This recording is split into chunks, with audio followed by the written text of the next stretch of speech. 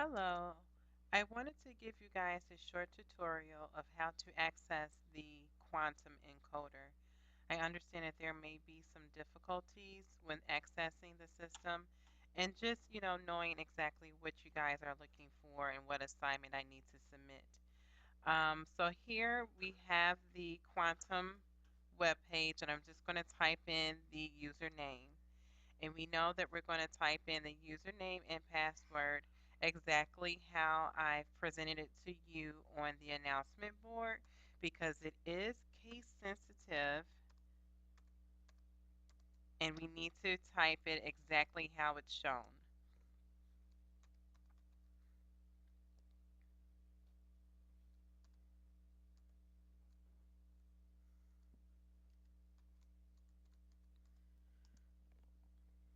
Okay, so it may take you more than once. As you can see, the first time it did not work for me because it is so sensitive.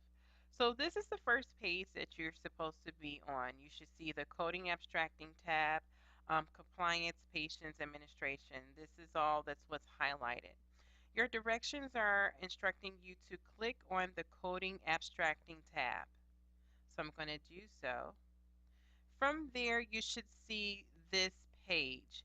Here you will see a list of patient accounts with medical record numbers, patient names, so forth and so on. You really don't have to worry about this information down below. We're focusing on getting into the encoder so that you guys can begin to locate your codes. So I believe the next instructions are telling you guys to click on code books, but you can actually, if you hover over this arrow down below to bring up this drop down box, you guys can click on CM right here, and I'm going to do so like this. Now, just as a mental note, CM will produce the I-10 codes for you. If you guys go into the encoder without clicking the CM, you will get the ICD-9 codes. And we know that we want to list all ICD-10 codes. Okay? So here, basically, I want you guys to remember that the encoder is almost like an electronic version of your ICD-9 coding book. Okay, so it's just a quicker, funner, and faster way to help locate your codes. So here, I'm just going to play around with some stuff. I'm thinking of a diagnosis. I'm just going to say hypertension, and you can type that in. You can type in your main term here in the search terms bar. So exactly how you will go about those steps when locating a diagnosis in your ICD-9 book, ICD-10, sorry, book, you should use the same process here in the encoder. So you always want to start with your main term. So I'm just going to type in hypertension and then hit the go button. And here you will see a list of ICD-10 codes. And just, as a quick reference to so that you're sure that you're coding ICD-10, ICD-10 is always going to start with some type of um, alpha, some type of letter. And ICD-9, it's going to be numeric, okay? They do have some that starts with an alphabet letter, but most of those are going to be numeric. So we're here in the ICD-10 part. And as you can see, it has hypertension and then all of the subterms listed below. And if you were to have your ICD-10 book beside you, you would see the same exact thing listed in your book. You will see hypertension and you will see all the subterms below. So there should be no difference between your book and the encoder.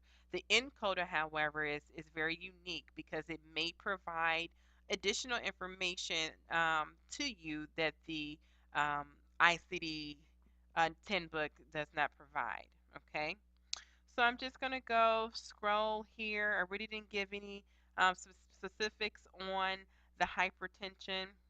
As you can see here, it's wanting us to go to the highest specificity. If there is any heart involvement, kidney involvement, so forth and so on. Sometimes I like to click on the numbers here just to see what else it's going to tell me, provide more information. And as you can see here, you have your includes and excludes notes. So just say, for instance, includes high blood pressure. It's all about the documentation and making sure that you're not coding anything that has not been documented in the chart.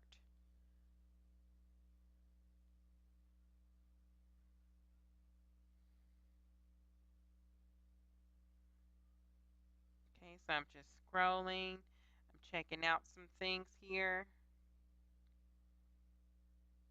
And this is getting into different categories now. This is like hypertension, basically a pregnant woman experiencing hypertension, so forth and so on. I'm going to see if I can hit this backspace button.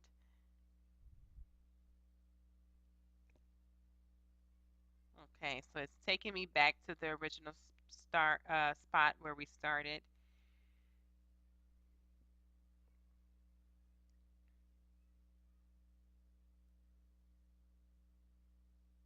And here I'm just scrolling, just seeing if there's anything that pertains to my symptoms or my diagnosis, things like that.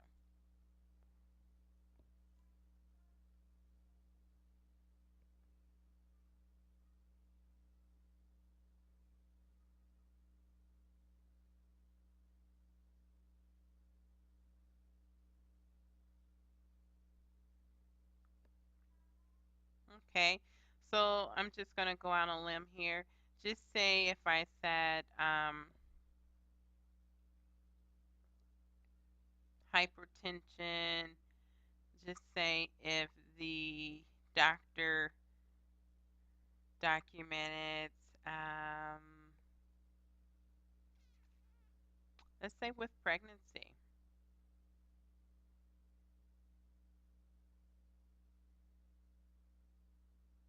So now it's making you code to the highest specificity. So now I said maternal hypertension, okay? So you have the point 1, point 2, point 3, and point 9. Again, all of those characters, they represent something different. It's all about what was documented in the medical record. So I really didn't say that much about this. I just said, someone that's pregnant is experiencing or has hypertension.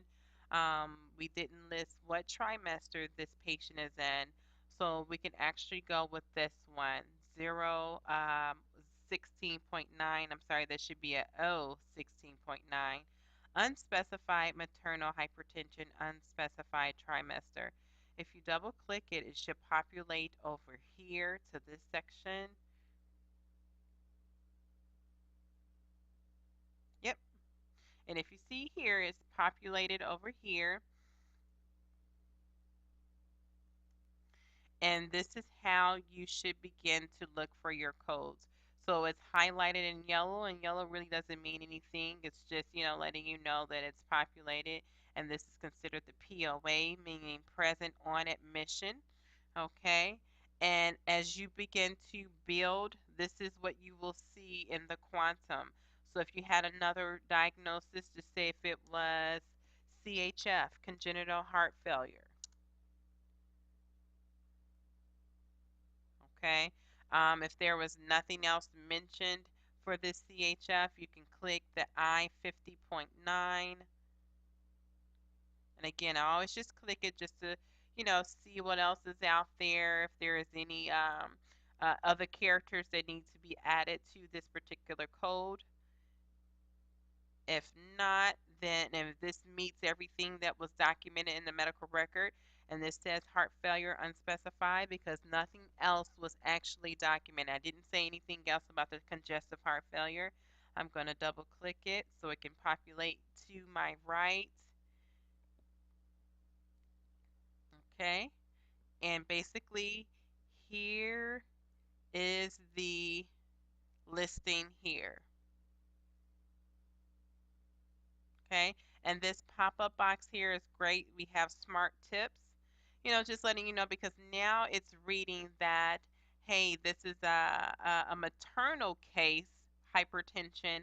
And right here, the second code is saying heart failure, but I'm not mentioning anything about the patient being, pregnant. There's no maternal issues here. So this smart tips box, it kind of gives you pointers on like, okay, you may be missing a code out there. It says like code first, heart failure, complicating, some type of maternal issue. So it's basically giving you a heads up with your coding suggestions right here. Okay. So after you've, begin to work through your assignment, you're gonna hit your, hopefully you guys printed out the instructions to do a screenshot. You're basically gonna do a screenshot, and I'm gonna try and do one here for you. I'm just gonna hit the button here. This is the screenshot. I'm gonna pull up a Word document very quickly.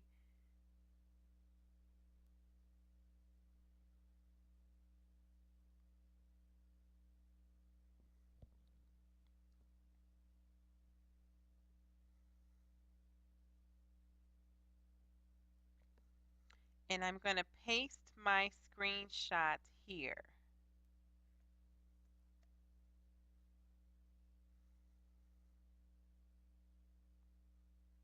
Okay, let me get this off. So this is what I should see minus my little video recording. But this is what I should see in your assignments. Your first three questions should have a screenshot and it should represent something like this. And then as you begin to move forward after that third question, I should only see your coding answers. So hopefully this will kind of ease some of your tension. I know that you guys are experiencing some difficulty. Again, just make sure that you are typing in the username and password exactly how it's shown there. As you can see, I did not get in my first try as well, so you have to keep, making sure that you type it accordingly. And then follow the instructions to the T because sometimes you can get thrown off track. If you guys have any questions, please email me. I am here to help you. Have a great night. Good luck on the assignment.